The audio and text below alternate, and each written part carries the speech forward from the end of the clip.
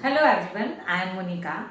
Today we will start our next chapter that is a control and coordination. Okay, तो आज हम लोग हमारा बायो का जो नेक्स्ट चैप्टर है that is कंट्रोल और कोऑर्डिनेशन उसको हम लोग डिटेल में पढ़ेंगे. कौन कौन से क्वेश्चन किस अकॉर्डिंग पूछे जाते हैं मैं ये सारा पूरा एक लेक्चर में आपको समराइज करूंगी. ये शॉर्ट वीडियो होगा जिसमें मैं आपको कम टाइमिंग में पूरा चैप्टर आपकी नीड के अकॉर्डिंग आपको रिकॉल कर दूंगी. ओके, तो अल्टीमेटली सबसे पहले हम लोग चैप्टर का एक नाम समझते हैं, control and coordination. Right, control मतलब क्या होता है? जैसे फॉर एग्जांपल आपने देखा होगा हर कोई हमारे बॉडी के ऑर्गन एक स्पेसिफिक फंक्शन करते हैं और वो स्पेसिफिक फंक्शन उनके डिवाइड होते हैं. राइट, जैसे फॉर एग्जांपल हार्ट का काम है हार्ट बीट करना. ये सारी चीजें कंट्रोल मैनर में ऑकर होती है. कंट्रोल मैनर में ऑकर होती है इन द सेंस अगर हम लोग इसको एक एग्जाम्पल वाइज समझे तो यहाँ पर जैसे कि हार्ट का एक काम है. राइट, हार्ट ऐसा तो होता नहीं है कि सडनली 72 तक बीट करेगा और फिर सडनली अगले ही मिनट में वो 30-40 बार बीट करेगा. राइट, तो एक कांस्टेंट रेशियो हमारी बॉडी कंट्रोल करके रखती है. राइट, जैसे हमने कोई स्पाइसेस खाया तो हमारा सडनली पीएच कोई ब्लड का बढ़ नहीं जाता, या फिर हमने अभी कुछ बेसिक चीजें खा ली तो पीएच इंक्रीज हो जाएगा, ऐसा कुछ नहीं होता. राइट, तो ये सारी चीजें कंट्रोल मैनर में ही वर्कआउट करती है. कोऑर्डिनेशन मतलब क्या होता है कि कोऑर्डिनेशन का मतलब है हमारे हर ऑर्गन अलग अलग तरीके से काम कर रहा है, बट कोई भी ऑर्गन एक दूसरे को किसी भी तरीके से कोई डिस्टरबेंस नहीं कर रहा है. दैट मीन्स वो कोऑर्डिनेट मैनर में कर रहा है. राइट, कोऑर्डिनेट मतलब क्या होता है? जब कोई भी लाइफ की प्रोसेसेस एक कोऑर्डिनेट मैनर में मतलब वर्किंग चलती है टुगेदर, इस प्रोसेस को हम लोग बोलते हैं कोऑर्डिनेशन. तो इस कोऑर्डिनेशन को हम लोग इस तरीके से समझ सकते हैं, working together of the various organ की एक साथ वर्किंग. किसी भी ऑर्गेनिज्म में वेरियस ऑर्गन की एक साथ वर्किंग, इसी को हम लोग बोलते हैं कोऑर्डिनेशन. ओके, सो इस चैप्टर में बेसिकली हमको कोऑर्डिनेशन और उसका हमारी लाइफ पर क्या इफेक्ट पड़ता है, हमारे लिविंग बीइंग्स पर क्या इफेक्ट पड़ता है और किस अकॉर्डिंग ये चीजें हम पे अफेक्ट करती है, ये सारी चीजें हम लोग इन चैप्टर में डिटेल में पढ़ेंगे. ओके, तो now first of all that is a stimuli. Stimuli क्या होता है? तो stimuli that means the change in the environment to which living organism response is called stimuli. Right, कोई भी एनवायरनमेंट से आने वाली ऐसी कोई भी चीज जिसके लिए बॉडी रिस्पॉन्स शो कर रही है उसको आप क्या बोलोगे? स्टिमुलाई. राइट, जैसे आपने एक हॉट ऑब्जेक्ट को होल्ड कर लिया अपने हाथ में, आप पकड़ लिया, सो तुरंत आपको क्या लगेगा? वहां पर हॉटनेस लगेगी और आप हाथ वहां से पीछे लेने की कोशिश करोगे, तो वहां पे हिट क्या हुआ? स्टिमुलाई का काम किया. राइट, जैसे फॉर एग्जांपल आप पर सनलाइट बहुत स्पीडली आपके फेस पे आ रही है तो आप उसको कवर करने की कोशिश करोगे, ये क्या है? तो वहां पे लाइट क्या है? स्टिमुलाई का काम कर रहा है. राइट, तो स्टिमुलाई मतलब व्हाटएवर कोई भी इन्वायरमेंटल फैक्टर्स जो आपकी बॉडी में कोई ना कोई रिस्पॉन्स क्रिएट कर रहे हैं या कोई ना कोई मूवमेंट क्रिएट कर रहा है, इसी को हम लोग क्या बोलते हैं? स्टिमुलाई बोलते हैं. राइट, और living organism response to stimuli in the form of body movement. Right, और कोई भी स्टिमुलाई पे हमारी बॉडी में मूवमेंट होता है. राइट, जैसे मैंने बोला कि हॉट ऑब्जेक्ट पे टच करने पे आपकी बॉडी में मूवमेंट हुआ और आपने हाथ क्या किया? पीछे किया. ओके, नाउ कोऑर्डिनेशन में सबसे मेन चीज होती है स्टिमुलाई और एक होती है रिस्पॉन्स. रिस्पॉन्स मतलब आपकी बॉडी किसी भी स्टिमुलाई पर जो एक्शन क्रिएट कर रही है उसको आप क्या बोलोगे? रिस्पॉन्स. राइट, अब ये जो रिस्पॉन्स है वो दो तरीके से होते हैं. एक अगर हम लोग बोले एक रिसेप्टर्स होते हैं और एक होते हैं इफेक्टर्स होते हैं.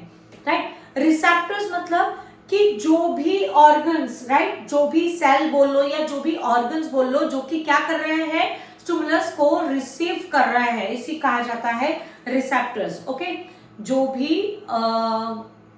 ऑर्गन बोल लो या सेल बोल लो जो आपकी बॉडी में स्टिमुलस को रिसीव कर रहा है, इसको आप क्या बोलते हो? अल्टीमेटली रिसेप्टर्स बोलते हो. ओके, और इफेक्टर्स क्या होता है? तो भाई उस स्टिमुलाई पर आपका कोई भी बॉडी पार्ट, जो भी बॉडी पार्ट रिस्पॉन्स कर रहा है ऑन दैट टाइम वो क्या होगी? इफेक्टर्स हो जाएंगे. राइट, जैसे फॉर एग्जांपल अभी हमने एक एग्जांपल देखा कि कोई भी हॉट ऑब्जेक्ट आपको जैसे ही टच होता है तो आपका हाथ वहां से पीछे जाएगा, तो इसके लिए आपके जो स्किन हुई वो रिसेप्टर हुई. राइट, उसी ने आपको सेंसेशन दिए थे कि भाई गर्म लग रहा है. ओके, और जैसे ही आपका हाथ पीछे जाता है तो यहाँ पे आपकी मसल्स ने मूवमेंट के लिए मदद की, तो यहाँ पे मसल्स क्या हो जाएगी आपकी, इफेक्टर्स हो जाएगी। ओके, तो अल्टीमेटली कोऑर्डिनेशन आपको समझ में आ गया है। अब इसी चैप्टर में हम लोग को यही कोऑर्डिनेशन प्लांट में और एनिमल में से 2 ब्लॉक में पढ़ना है। तो ये पूरा जो चैप्टर आपके एनसीईआरटी के बुक में है वो 2 ब्लॉक्स में है, एक है coordination in plant and coordination in human. तो अल्टीमेटली हम लोग सबसे पहले ह्यूमंस के बारे में पढ़ेंगे। ओके, तो रिसेप्टर्स क्या होते हैं ये आपको समझ में आ गए हैं। ओके, इफेक्टर्स क्या होते हैं ये आपको समझ में आ गए हैं। अब रिसेप्टर्स जो है वो अलग अलग होता है। जैसे मुझे हॉट लगा तो इस टाइम पर रिसेप्टर क्या था, तो रिसेप्टर मेरी स्किन थी, राइट। आप कोई भी ऑब्जेक्ट को देख रहे हो तो आपके रिसेप्टर्स क्या है, आपकी आईज है। तो अल्टीमेटली ऐसे ऑर्गन्स जो रिसीव करते हैं स्टिमुलाइज को या सिग्नल्स को, उनको हम लोगों ने अलग अलग कैटेगरीज में डिवाइड किया। उसमें से पहली कैटेगरी है हमारी photo receptors which detect the light. ये किसके पास होते हैं, हमारी आईज के पास में होते हैं। Eyes have the photo receptor जो क्या कर सकती है, लाइट को डिटेक्ट कर सकती है। दूसरा होता है फोनो रिसेप्टर। फोनो रिसेप्टर मतलब ये रिसेप्टर्स हमारे ईयर में प्रेजेंट होते हैं और which help in the detection of sound. Third one is olfactory receptors. Olfactory receptors जो होते हैं वो हमारे नोज में प्रेजेंट होते हैं and which help to detect smell. Okay, now next one is a gastro receptor. Gastro receptors जो होते हैं it present in the tongue. Okay, हमारे जो जीवान है उसमें प्रेजेंट होते हैं और इनका काम होता है टेस्ट को डिटेक्ट करना। ओके, लास्ट वन इज अ थर्मोरिसेप्टर्स या टेंगो रिसेप्टर्स। ये जो रिसेप्टर्स होते हैं वो स्किन पर प्रेजेंट होते हैं और जो टच के लिए डिटेक्शन देते हैं। ओके, तो इस तरीके से हम लोगों ने पढ़े हमारे रिसेप्टर्स, राइट। अब देखिए अगर हम लोग कोऑर्डिनेशन की बात करें, किसमें, ह्यूमंस में अगर हम लोग कोऑर्डिनेशन की बात करें तो भाई अल्टीमेटली 2 सिस्टम वर्कआउट करते हैं। एक होता है नर्वस सिस्टम और एक होता है एंडोक्राइन सिस्टम। अब अगर हम लोग बात करें एंडोक्राइन सिस्टम की तो ये वर्कआउट करता है हमारे हार्मोन्स पर, राइट। बॉडी में डिफरेंट ग्लैंड्स होती है और वो डिफरेंट ग्लैंड्स डिफरेंट टाइप के हार्मोन सीक्रेट करती है और वो हार्मोन्स कहीं ना कहीं आपकी बॉडी की मेटाबॉलिक एक्टिविटी बोल लो या बॉडी की बहुत सारी प्रोसेसेस को कंट्रोल करने का काम करते हैं, जिनको हम लोग जो पूरा इंक्लूडेड है एंडोक्राइन सिस्टम में, राइट। तो कोऑर्डिनेशन के लिए एनिमल्स में हो गया एक एंडोक्राइन सिस्टम और दूसरा होता है हमारा नर्वस सिस्टम, राइट। तो नर्वस सिस्टम किस अकॉर्डिंग वर्क करता है, तो नर्वस सिस्टम भाई 2 पार्ट्स में डिवाइडेड है। एक है सेंट्रल नर्वस सिस्टम और एक है पेरिफेरल नर्वस सिस्टम। अगर हम लोग बात करें सेंट्रल नर्वस सिस्टम की तो सेंट्रल नर्वस सिस्टम 2 चीजों से बना हुआ है। देखिए आपको मैं ये बेसिक समझाती हूँ, राइट। हमारी बॉडी में 2 टाइप के नर्वस सिस्टम को मतलब जो कोऑर्डिनेशन की जो प्रोसेस है वो 2 पार्ट्स में डिवाइडेड है। 2 पार्ट में कैसे, तो जो फर्स्ट पार्ट है that is a endocrine system जो हार्मोन्स का बना हुआ होगा और पूरी बॉडी को कंट्रोलिंग करेगा with the help of chemicals जिनको हम बोल रहे हैं हार्मोन्स। ओके, दूसरा होता है nerve system. Nerve system 2 type का, सेंट्रल नर्वस सिस्टम और peripheral nervous system. Central nervous system बना हुआ होता है बेसिकली ब्रेन और दूसरा होता है स्पाइनल कॉर्ड। ओके, तो सेंट्रल नर्वस सिस्टम में ब्रेन आता है और स्पाइनल कॉर्ड आता है, राइट। ब्रेन के भी फिर हम लोग और डिटेलिंग पढ़ेंगे ब्रेन को। ओके, और दूसरा होता है पेरिफेरल नर्वस सिस्टम। तो पेरिफेरल नर्वस सिस्टम जो है ना वो बना हुआ होता है हमारे नर्व्स का और अल्टीमेटली इनमें 2 टाइप की नर्व्स होती है, एक क्रीनियल नर्व होती है और एक स्पाइनल नर्व होती है। तो क्रीनियल नर्व जो ब्रेन से अराइज होती है और स्पाइनल नर्व जो स्पाइनल कॉर्ड से अराइज होती है। ओके, ऐसे 2 टाइप की हमारी नर्व्स होती है। ओके, अब देखिए अल्टीमेटली हमारा जो नेक्स्ट टॉपिक है दैट इज नर्व। मतलब पूरा जो हमारा नर्व कोऑर्डिनेशन होता है वो नर्व सेल से बना हुआ होता है। अब नर्व सेल्स इन्हीं को हम लोग क्या बोलते हैं, न्यूरॉन बोलते हैं। तो अल्टीमेटली देखिए ये आपको न्यूरॉन का एक स्ट्रक्चर यहाँ पे दिख रहा है।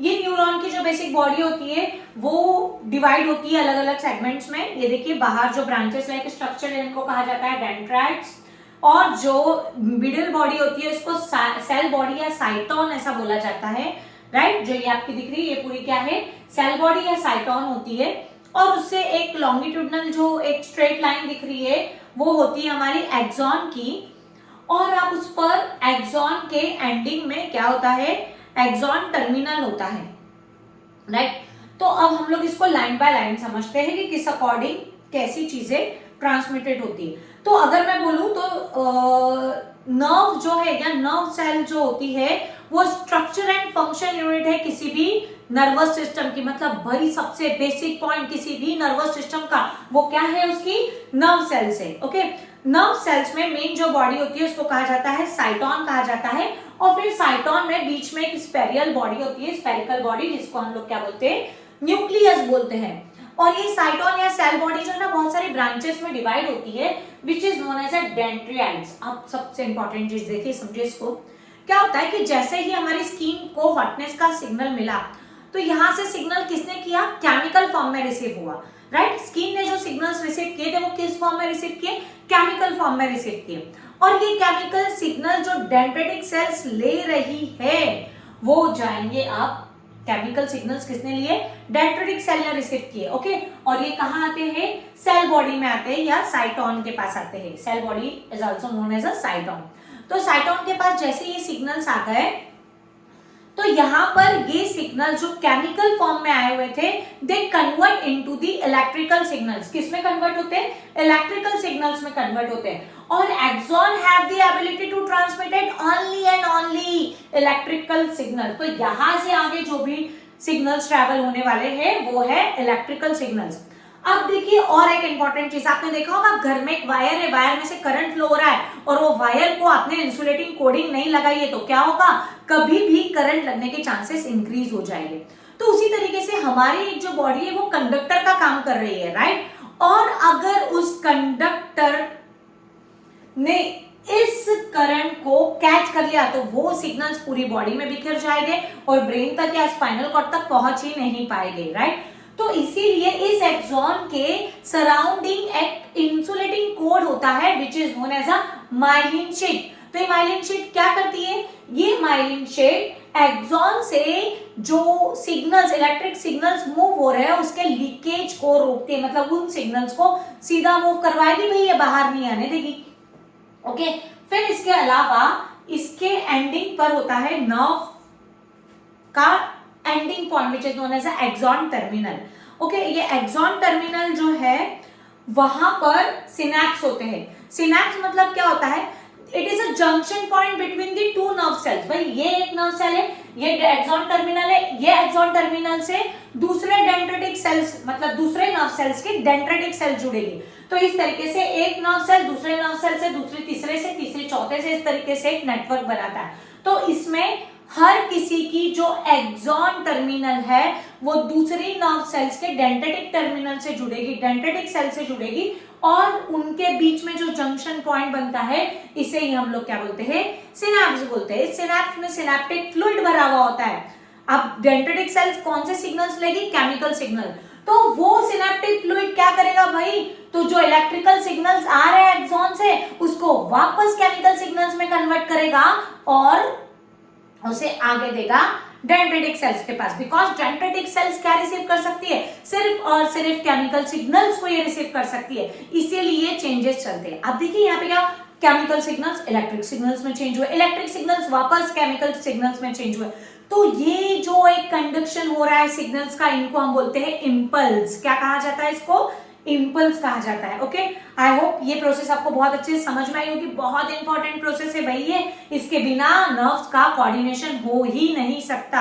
ओके, तो इस तरीके से एक नर्व सेल से दूसरी नर्व सेल्स में सिग्नल्स का ट्रांसमिटेड होता है, राइट। अब सिनैप्स आपको मैंने बता दिया, मतलब डेंड्राइटिक सेल से सेल बॉडी, सेल बॉडी से एक्सॉन, एक्सॉन से फिर नर्व एंड, फिर नर्व एंड से सिनैप्स तक, सिनैप्स से वापस डेंड्राइटिक सेल तक। इस तरीके से सिग्नल्स का ट्रांसमिटेड होता है कोई भी एक नर्व, न्यूरॉन या नर्व सेल्स में से। ओके, यहाँ पर और एक इंपॉर्टेंट चीज है, that is a neuromuscular junction. अब न्यूरोमस्कुलर जंक्शन क्या होता है, देखिए मैंने कोई ऑब्जेक्ट को टच करने के बाद में वो सिग्नल्स मेरे ब्रेन तक तो पहुंच गए, बट ब्रेन जैसे कमांड देगी, हम लोग वही एक एग्जांपल को समझ रहे हैं कि आप बहुत अच्छे से उसको अंडरस्टूड कर पाए, राइट। तो मैंने एक हॉट ऑब्जेक्ट को जैसे ही हाथ लगाया तो मेरे ब्रेन तक सिग्नल्स गए, भाई कुछ तो भी चटका लगा है ना, कुछ तो भी गर्म लगा है।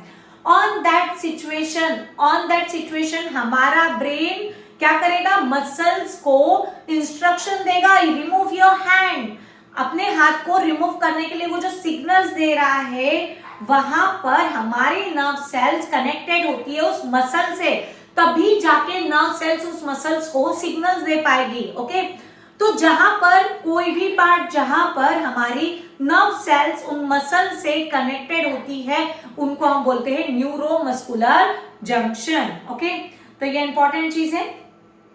अब बात करें हम लोग, तो ये जो नर्व सेल्स है ना, अल्टीमेटली ये नर्व सेल्स जो है या न्यूरॉन्स जो होते हैं ना, वो 3 टाइप के होते हैं। तो कौन से 3 टाइप है? पहला है सेंसरी न्यूरॉन, दूसरा है मोटर न्यूरॉन और तीसरा होता है रिले न्यूरॉन। ऐसे 3 टाइप की न्यूरॉन्स होती है, सेंसरी, मोटर और रिले। तो भाई सेंसरी न्यूरॉन क्या करती है? तो जो सेंसरी न्यूरॉन होती है, सेंसरी न्यूरॉन, सेंसरी न्यूरॉन क्या करेगी? तो ये करेगी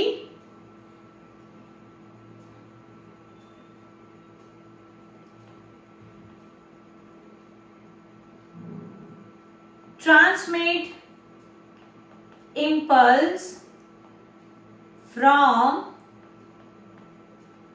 sensory organ to brain। ध्यान दीजिए, सेंसरी न्यूरॉन क्या करेगी? तो सेंसरी न्यूरॉन जो है वो ट्रांसमिटेड करेगी इंपल्स को, कहां से? सेंसरी ऑर्गन से ब्रेन तक। तो मैंने जैसे ही हॉट ऑब्जेक्ट को टच किया तो ये सिग्नल ब्रेन तक कैसे गए? सेंसरी न्यूरॉन लेके गई। दूसरी होती है मोटर न्यूरॉन। मोटर न्यूरॉन जो है वो इंपल्स को brain and spinal cord to body तक ट्रांसमिटेड करती है। मतलब अब हमारे ब्रेन ने या स्पाइनल कॉर्ड ने ये सिग्नल दिए, रिमूव योर हैंड, या हाथ को पीछे लो।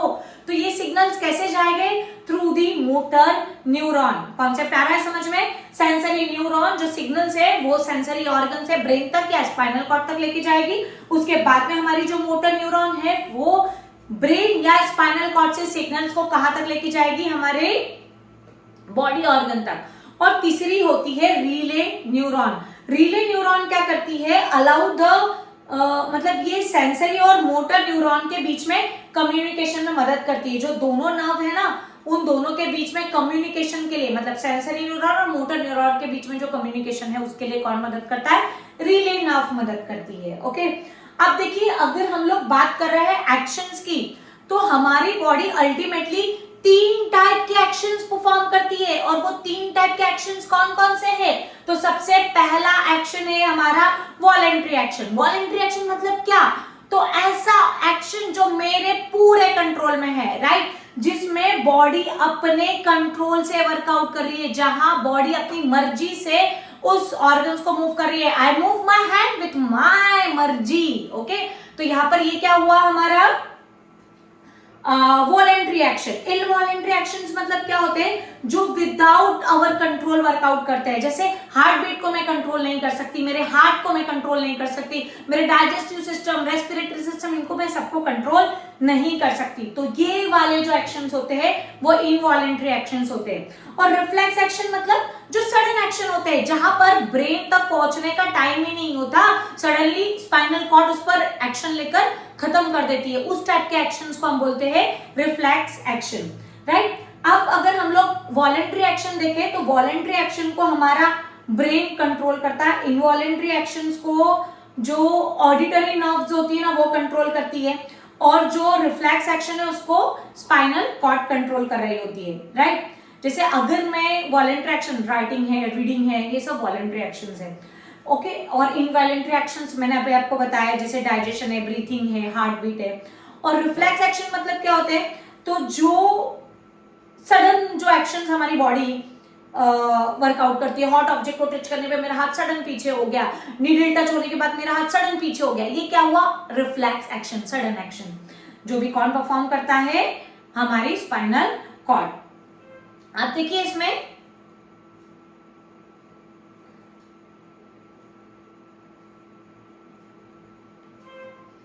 एक इंपॉर्टेंट चीज है which is known as a reflex action, right. Reflex action के बारे में मैं अगर आपको समझाऊं, तो रिफ्लेक्स एक्शन मतलब क्या होता है? जो reflex action is a sudden, unconscious and involuntary response of the effector to a stimulus. Stimulus के लिए हमारे जो इफेक्टर्स होते हैं, उन उनके थ्रू लिया हुआ एक ऐसा एक्शन जहां पर हमारा कोई भी माइंड हमारा वॉलेंट्री वर्कआउट वर्क नहीं करता, ये पूरा इनवॉलेंट्री बेस होता है जहां पर स्पाइनल कॉर्ड वर्क करती है। ओके, तो देखिए यहाँ पर एक सेंसेशन दिया हुआ है, सबसे पहले रिफ्लेक्स एक्शन दिया हुआ है। स्किन ने हमारे हॉटनेस के लिए एक स्टिमुलाई लिए, तो यहाँ पे स्किन क्या हो गई, हमारा रिसेप्टर हो गए, और जो हॉटनेस है वो स्टिमुलाई हो गया। ओके, फिर उसके बाद में ये सिग्नल्स कहाँ जाएंगे, ये सिग्नल्स हमारी सेंसरी नर्व कहां तक लेके जाएगी, स्पाइनल कॉर्ड तक। तो देखिए सेंसरी नर्व कहां तक लेके आई, स्पाइनल कॉर्ड तक लेके आई। अब स्पाइनल कॉर्ड क्या करेगा, उस पर प्रोसेसिंग करेगा और वो सिग्नल्स किसको देगा, मोटर न्यूरॉन को देगा। फिर मोटर न्यूरॉन उसको कहां तक लेके जाएगी, उन सिग्नल्स को मसल तक लेके जाएगी, और हमारा वहां से हाथ जो है वो विड्रॉल हो जाएगा। तो ये सडन एक्शन को हम लोग बोलते हैं रिफ्लेक्स एक्शन। अब रिफ्लेक्स एक्शन तो हो गया, अब और एक चीज है, रिफ्लेक्स एक्शन के साथ में एक और इंपॉर्टेंट चीज आती है which is known as a reflex arch. अब रिफ्लेक्स आर्च क्या होता है, तो रिफ्लेक्स आर्च को समझाएंगे। तो रिफ्लेक्स एक्शन के लिए जो पाथवे वर्कआउट करता है उसी को हम लोग क्या बोलते हैं, रिफ्लेक्स आर्च।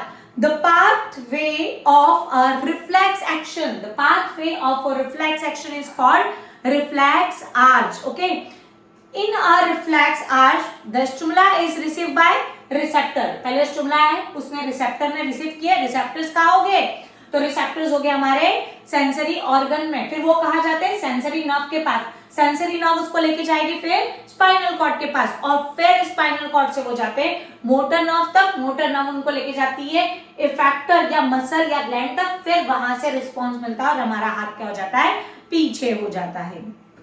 राइट, इस तरीके से ये हो गया हमारा रिफ्लेक्स एक्शन। ध्यान रहेगा, ये इंपॉर्टेंट है भाई, ये आता है। राइट, अब मैंने आपको बताया कि जो सेंट्रल नर्वस सिस्टम होता है वो दो पार्ट का बना होता है, एक ब्रेन होता है, एक स्पाइनल कॉर्ड होता है। तो स्पाइनल कॉर्ड के बारे में अगर मैं आपको बताऊं तो स्पाइनल कॉर्ड की रिफ्लेक्स एक्शन बहुत इंपॉर्टेंट है, और स्पाइनल कॉर्ड के बारे में बाकी आपको सारी चीजें पता है कि स्पाइनल कॉर्ड जो है वर्टिबल कॉलम में प्रोटेक्टेड होती है, और इसमें जो है ना वो वर्टिब्रास होते हैं छोटे छोटे, ये सारी चीजें आपको पता है। यहाँ से हमारी स्पाइनल कॉर्ड बैक, ये जो हिंड ब्रेन है वहां से नीचे हमारी स्पाइनल कॉर्ड कनेक्टेड होती है, दूसरा पार्ट जो होता है वो ब्रेन होता है। अब अगर मैं ब्रेन का स्ट्रक्चर देखूं तो ब्रेन जो है सर बहुत सारे लोब्यूलर पार्ट से बना हुआ होता है। ब्रेन जो है वो बेसिकली 3 पार्ट्स में डिवाइड होता है, फोर ब्रेन, मिड ब्रेन और हिंड ब्रेन, ऐसे 3 पार्ट्स में डिवाइड होता है, और उसी के नीचे से हमारी स्पाइनल कॉर्ड कनेक्टेड होती है। अब ये जो ब्रेन है, ब्रेन के मेजर जो 3 पार्ट्स है उसको और सब पार्ट्स में डिवाइड किया हुआ है। राइट, अगर हम लोग ब्रेन के बारे में देखें तो brain is the main coordinating centre of the human body. हमारी पूरी बॉडी को कौन कंट्रोल कर रहा है, तो हमारा ब्रेन कंट्रोल कर रहा है। It is protected by the cranium, skull बोलते हैं या क्रीनियम बोलते हैं। तो ब्रेन के आउटर जो कैविटी है उसी को हम लोग स्कल या फिर क्रीनियम बोलते हैं। ओके, क्रीनियम या फिर skull. It is covered by a 3 membrane called the meninges. Right, मतलब उसके ऊपर ब्रेन के आउटर पर 3 लेयर्स होती है, और इन 3 लेयर्स को हम लोग मेनिंजेस बोलते हैं। ये मेनिंजेस जो है ना एक फ्लूइड को कंटेन करता है which is known as a cerebrospinal fluid, CSF, which is known as a cerebrospinal fluid, CSF। इसको क्या कहा जाता है, CSF कहा जाता है, सेरिब्रोस्पाइनल फ्लूइड। ये सेरिब्रोस्पाइनल फ्लूइड क्या करता है, तो सेरिब्रोस्पाइनल फ्लूइड जो है ना वो लुब्रिकेंट का काम करता है ब्रेन के लिए। दूसरी इंपॉर्टेंट चीज, ये सेरिब्रोस्पाइनल फ्लूइड हमारी ब्रेन को एक तरीके से नरिश करने का काम करता है। तीसरी इंपॉर्टेंट चीज, जो भी आउटर शॉक है उससे हमारे ब्रेन को प्रोटेक्ट करने का काम ये सेरिब्रोस्पाइनल फ्लूइड करता है। ओके, अब अगर हम लोग बात करें तो brain has the 3 main part. Brain के पास 3 मेन पार्ट होते हैं। ब्रेन जो है वो 3 ब्लॉक्स में या 3 पार्ट्स में डिवाइड होता है, आगे वाला, पीछे बीच वाला और पीछे वाला। ओके, ऐसे 3 पार्ट्स में डिवाइड होता है, फोर ब्रेन, मिड ब्रेन और हिंड ब्रेन। फोर ब्रेन जो होता है वो कंसिस्ट करता है मेन हमारा जो ब्रेन का, फोर ब्रेन का 90 to 95% जो पार्ट होता है वो सेरिब्रम का बना हुआ होता है, और इसमें ऑल्फैक्टरी लोब्स होते हैं। वो हमको क्या देता है, ये क्या प्रोवाइड करता है, तो सारी थिंकिंग एबिलिटी किसके पास होती है, सेरिब्रम के पास में। उसके अलावा जो वॉलेंट्री एक्शंस को कंट्रोल करने का काम भी यही करता है। इट कंट्रोल कौन क्या क्या चीजों को कंट्रोल करेगा ये, टच को, स्मेल को, हियरिंग को, टेस्ट को, विजन को, मेंटल एक्टिविटीज को, इवन हमारी थिंकिंग को भी सेरिब्रम कंट्रोल करता है, हमारे इमोशंस है, हमारी मेमोरी है, हमारी लर्निंग पावर, इन सब को कौन कंट्रोल करता है, सेरिब्रम कंट्रोल करता है। Now second part is a mid brain. Mid brain जो होता है ये कंट्रोल इनवॉलेंट्री एक्शन, हमारा जो इनवॉलेंट्री एक्शन है उनको कंट्रोल करने का काम हमारा मिड ब्रेन करता है। एंड रिफ्लेक्स एक्शन जो बॉडी परफॉर्म करती है, राइट, रिफ्लेक्स मूवमेंट जैसे कि हेड, नेक और ईयर की जो रिफ्लेक्स मूवमेंट होती है ना, हम लोग सडनली मूव कर पाते हैं आंखों को, हैंड को, ये सारी चीजों को कंट्रोल करता है हमारा मिड ब्रेन। ओके, उसके बाद में होता है third part, that is a hind brain. Hind brain जो है वो 3 पार्ट कंसिस्ट करता है, सेरिबेलम, पोन्स और मेडुला। ओके, तो सेरिबेलम का काम क्या है कि ये हमारे पोस्चर को मेंटेन करके रखता है। अगर आप एक जगह खड़े हो पा रहे हो, बैलेंसिंग कर पा रहे हो बॉडी की, तो due to the cerebellum. Cerebellum जो है वो हमारी बॉडी के मूवमेंट को, हमारे पोस्चर को, ये सारी चीजों को कंट्रोल करने का काम करता है। पोन्स जो है वो कंट्रोल करता है हमारे रेस्पिरेशन को, रेस्पिरेशन की पूरी मैकेनिज्म्स को कंट्रोल करता है पोन्स। और मेडुला जो है वो हार्ट बीट को, ब्लड प्रेशर को, स्वेलिंग की प्रोसेस को, कफिंग की प्रोसेस को, स्नीजिंग, वॉमिटिंग, ये सारी प्रोसेस को मेडुला कंट्रोल करता है। ओके, तो इस तरीके से ये हमारे ब्रेन के डिफरेंट पार्ट हुए, राइट। अब देखिए, अगर हम लोग बात करें स्पाइनल कॉर्ड की, तो स्पाइनल कॉर्ड के लिए आपको हमेशा ध्यान रखना है, स्पाइनल कॉर्ड जो है वो कहाँ प्रोटेक्टेड होती है, बैकबोन, जिसको हम बोलते हैं वर्टिबल कॉलम में। और वर्टिबल कॉलम जो है ना, छोटी छोटी 33 बोन से मिलकर बना हुआ होता है, और ये 33 बोन्स को हम लोग बोलते हैं vertebra. Okay, it's commonly known as a vertebra. Okay, अब देखिए मेन जो चीजें हैं कि स्पाइनल कॉर्ड जो है वो सिलेंड्रिकल एक्सपेंशन है ब्रेन का, मतलब ब्रेन से एक पाइप निकलता है, उसी को हम लोग स्पाइनल कॉर्ड बोलते हैं, जो स्टार्ट होती है मेडुला से। मेडुला से वो स्पाइनल कॉर्ड निकली हुई होती है। ओके, इसमें 31 पेयर ऑफ नर्व अराइज होती है। यहाँ से कितनी नर्व्स निकली हुई रहती है, 31 पेयर ऑफ नर्व अराइज होती है। ओके, ये सराउंडेड रहता है, मतलब प्रोटेक्टेड रहता है हमारे वर्टिबल कॉलम में। ओके, अब इसके अलावा जो दूसरा मेन पार्ट है, that is a coordination. Okay, coordination अभी मैं प्लांट वाला थोड़ा सा स्किप करती हूँ, पहले हम लोग पूरा कोऑर्डिनेशन पढ़ लेते हैं ह्यूमंस में। तो अल्टीमेटली हम लोगों ने ह्यूमंस में कोऑर्डिनेशन क्या पढ़ लिया, पहला नर्व कंट्रोल पढ़ लिया, अब हम लोग hormonal control which is known as endocrine gland, human में एंडोक्राइन ग्लैंड्स के बारे में पढ़ेंगे, राइट। देखिए, बहुत सारी चीजें हमारी बॉडी में नर्व के कंट्रोलिंग में नहीं होती है, तो वो चीजें किसके कंट्रोल में होती है, वो चीजें कंट्रोल में होती है हमारी बॉडी के थ्रू बनाए हुए कुछ केमिकल्स के कंट्रोल में, और उन्हीं केमिकल्स को हम लोग बोलते हैं हार्मोन्स। तो ये कौन सीक्रेट करता है, ये सीक्रेट करती है हमारी बॉडी में बेसिकली हमारी एंडोक्राइन ग्लैंड्स। तो endocrine glands also help in the control and coordination. Okay, so the endocrine gland produce the chemical substance which help to control and coordination which is known as इसको क्या कहा जाता है, इसको कहा जाता है hormones. Okay, so the endocrine gland is our body, कौन सी है, पीनियल नर्व है, पीनियल ग्लैंड है, हाइपोथैलेमस है, पिट्यूटरी ग्लैंड है, थायराइड ग्लैंड है, पैराथायराइड ग्लैंड है, थैलेमस है, adrenal gland, pancreas, testis, ovary. These are the all glands which are present in the human body which control the chemical coordination process. Okay, तो first example अगर हम लोग देखें तो examples of the coordination by the endocrine glands. Okay, we are excited और angry, बहुत बार हम लोग suddenly angry हो जाते हैं, right? तो the adrenal gland उस टाइम पे क्या प्रोड्यूस करती है, adrenaline hormones which is sent through the blood to the heart blood से हार्ट तक जाती है, रिब्स तक, मसल तक, डायफ्राम तक जाती है। उसकी वजह से एंग्रीनेस में या फिर कोई एक्सट्रीम वाली कंडीशन में हमारी हार्ट बीट बढ़ जाती है, ऑक्सीजन का सप्लाई बॉडी में बढ़ जाता है, राइट। मसल जो है वो एनीमी जैसे, मतलब ये बोल लो कि मसल्स में एक तरीके की वाइब्रेशंस क्रिएट होने लग जाते हैं। तो ये सारी प्रोसेसेस किसकी वजह से होती है? वो एक हार्मोन की वजह से, which is known as stress hormones. कहां से सीक्रेट होता है? एड्रिनल ग्लैंड से। और कौन सा हार्मोन है वो? Adrenaline hormones. पूछा जाता है, बहुत इंपॉर्टेंट क्वेश्चन है, note down it. Okay, adrenal gland secret the adrenaline hormones, और यही एड्रिनलिन हार्मोन्स हमारी बॉडी में स्ट्रेस के लेवल को मेंटेन करके रखने का काम करता है। राइट, नेक्स्ट है थायराइड ग्लैंड। तो आपको पता है थायराइड ग्लैंड के लिए स्टिमुलेशन का काम कौन करता है? आपके नमक में प्रेजेंट आयोडीन। ओके, तो आयोडीन क्या करता है? तो आयोडीन जो है वो थायराइड ग्लैंड को सिग्नल देता है। थायराइड ग्लैंड क्या सीक्रेट करती है? Thyroxine hormones. और ये थायरोक्सिन हार्मोन्स हमारी बॉडी में जो कार्बोहाइड्रेट का मेटाबॉलिज्म होता है, फैट का मेटाबॉलिज्म होता है, प्रोटीन का मेटाबॉलिज्म होता है, उसमें मदद करता है। राइट, तो प्रॉपर मेटाबॉलिक एक्टिविटीज के लिए थायराइड ग्लैंड रिस्पॉन्सिबल है। और अगर इसकी डिफिशियंसी हो जाए तो कौन सा डिजीज होगा?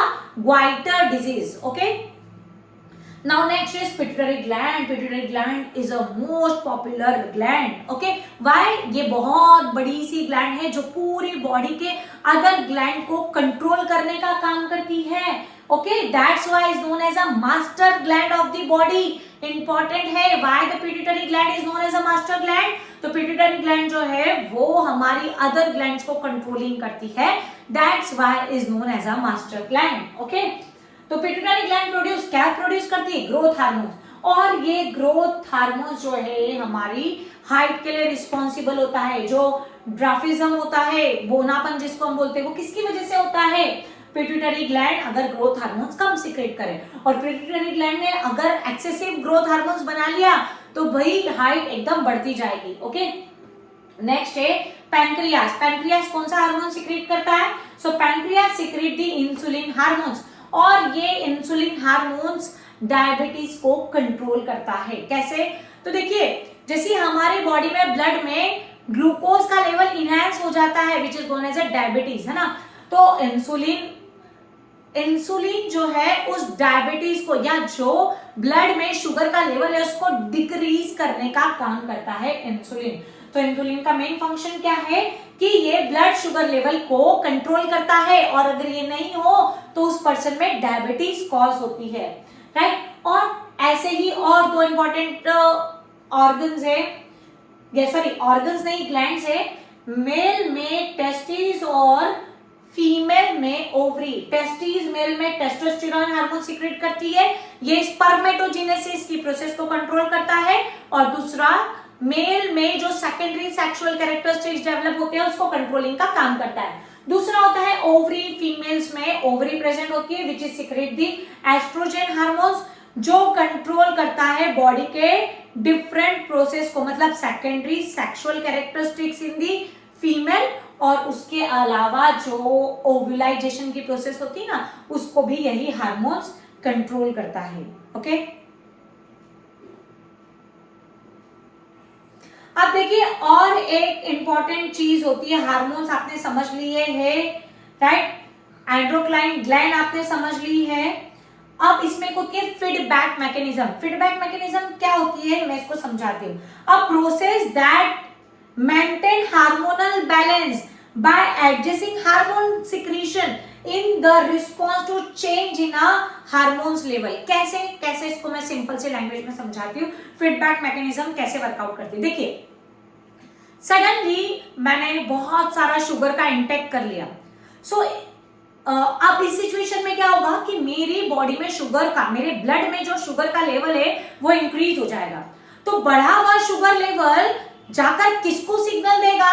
पैंक्रियास को। पैंक्रियास की जो बीटा सेल्स है उसको सिग्नल देगा कि भाई इंसुलिन प्रोड्यूस कर कर कर कर। तो इस चक्कर में पैंक्रियास क्या करेगा? इंसुलिन का प्रोडक्शन करेगा, और इंसुलिन जाकर उस ब्लड में बढ़ी हुई शुगर को कंट्रोल करेगी। और जैसे ही ब्लड में बढ़ी हुई शुगर वापस कंट्रोल में आ जाएगी, तो क्या ये सिग्नल वापस पैंक्रियास को मिल पाएगा? नहीं मिल पाएगा। पैंक्रियास को सिग्नल नहीं मिलेगा, फिर पैंक्रियास क्या करेगा कि भाई उस हार्मोन को बनाना स्टॉप कर देगा। तो इसी को बोलते हैं फीडबैक मैकेनिज्म, मतलब उसी हार्मोन्स ने अपना सिग्नलिंग आगे तक पहुंचाया कि मुझे और बनाना है या नहीं बनाना है। जैसे ही उसकी नीड खत्म हो जाती है तो बॉडी उसका प्रोडक्शन स्टॉप कर देता है, और जैसे ही किसी हार्मोन्स की नीड होती है तो बॉडी उन सेल को स्टिमुलेशन देकर उस हार्मोन्स का प्रोडक्शन करवाता है। Okay, which is known as a feedback mechanism. तो बेसिक इस चैप्टर में हमारा जो बचा था that is a plant hormones. हो ना, प्लांट में मूवमेंट, प्लांट में कोऑर्डिनेशन किस अकॉर्डिंग कंट्रोल होता है, प्लांट में बेसिक कोऑर्डिनेशन की प्रोसेस किस अकॉर्डिंग वर्कआउट करती है, उसको हम लोग समझेंगे इस चैप्टर में। ओके, तो अल्टीमेटली देखो movement in the plant, plant में जो मूवमेंट होती है वो किस अकॉर्डिंग वर्कआउट करती है, और प्लांट में हार्मोनल चेंजेस किस अकॉर्डिंग होते हैं। तो coordination in plant, in plant the coordination, control and coordination is done by the chemical substance जिनको हम लोग बोलते हैं plant hormones. Plant hormones is also known as a phytohormones. तो plant में coordination की प्रोसेस कौन कंट्रोल करेगा, यही phytohormones। और प्लांट में कुछ अलग अलग टाइप के फाइटोहार्मोन्स होते हैं, जैसे ऑक्सिन, जिबेरलिन, साइटोकाइनिन, एब्सिसिक एसिड और इथिलीन। ऑक्सिन क्या करता है, तो ये सेल डिवीजन को प्रमोट करता है, सेल इलोंगेशन को और सेल की ग्रोथ को प्रमोट करता है। दूसरा हार्मोन्स होता है जिबेरलिन। जिबेरलिन क्या करता है, ये स्टेम और ब्रांचेस की ग्रोथ के लिए रिस्पॉन्सिबल हार्मोन्स है। Third one is cytokinin hormone. Cytokinin hormones cell division में मदद करता है, फ्रूट्स के फॉर्मेशन में और सीड्स के जर्मिनेशन में मदद करता है। कौन, साइटोकाइनिन हार्मोन्स। एब्सिसिक हार्मोन जो है इसको ग्रोथ इरिलेवेंट हार्मोन्स बोला जाता है। भाई ये ग्रोथ को स्टॉप करने का काम करता है, इनहिबिट द ग्रोथ। लीव्स गिरती है, फ्रूट्स गिरते हैं प्लांट से ब्रेक होकर, ये सारी चीजें किसकी वजह से होती है, एब्सिसिक एसिड की वजह से।